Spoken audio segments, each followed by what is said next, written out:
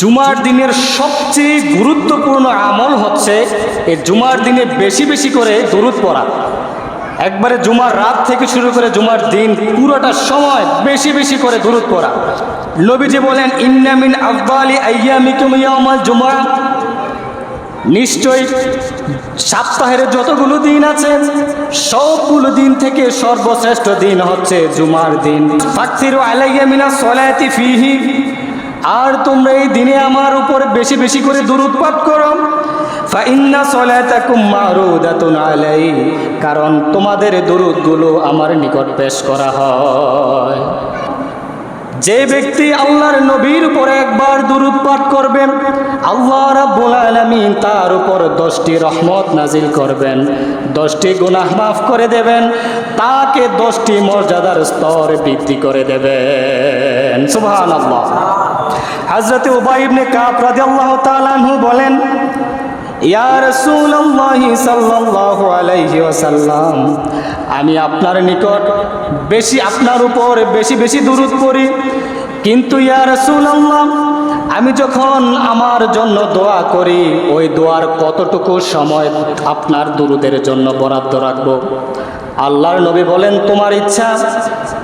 সাহাবী বলেন, যদি 1/4 আপনার দরুদের জন্য বরাদ্দ রাখি তাহলে কেমন হয়? আল্লাহর নবী বলেন, তোমার ইচ্ছা, তবে যদি এর থেকে বেশি করতে পারো তবে তোমার লাভ। এর থেকে বেশি করতে পারলে তোমার জন্য কল্যাণ। তিনি বললেন, যদি অর্ধেক আপনার দরুদের জন্য রেখে দেই, আমার দোয়ার অর্ধেক যদি আপনার দরুদের জন্য বরাদ্দ রেখে দেই তাহলে কেমন হয়?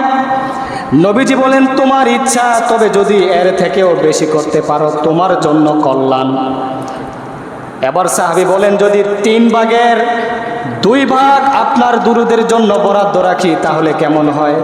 নবীজি বলেন, তোমার ইচ্ছা, তবে এর থেকে যদি বেশি করতে পারো তাহলে তোমার জন্য কল্যাণ।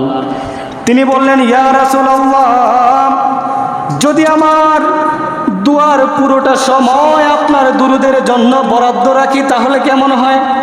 আল্লাহর নবী রাসূল আকরাম সাল্লাল্লাহু আলাইহি ওয়াসাল্লাম খুশি হয়ে বলেন, তাহলে তোমার দুনিয়া এবং আখিরাতের জন্য আর কোনো চিন্তা রইল না। সুবহানাল্লাহ। এবং তোমার সমস্ত গুনাহগুলোকে মাফ করে দেওয়া হবে। দুরুদের এত ফজিলত, এবং কেউ যদি দুরুদ না পড়ে শুধু আল্লাহর কাছে দোয়া করে, ওই দোয়াটা আসমান এবং জমিনের মাঝখানের খালি জায়গাটার মধ্যে ঝুলে থাকে, আল্লাহর আরশ পর্যন্ত পৌঁছায় না। যখন বান্দা দুরুদ পড়ে তখন ওই দোয়াগুলো আল্লাহর আরশে আজমে পৌঁছে যায়। বলে সুবহানাল্লাহ। তাহলে রাসূল আকরাম সাল্লাল্লাহু আলাইহি সাল্লামের প্রতি আমরা মহাব্বতে দুরুদ পড়ে বলছি, আল্লাহুম্মা সাল্লি ওয়া সাল্লিম আলা নাবিয়্যিনা মুহাম্মদ সাল্লাল্লাহু আলাইহি ওয়াসাল্লাম।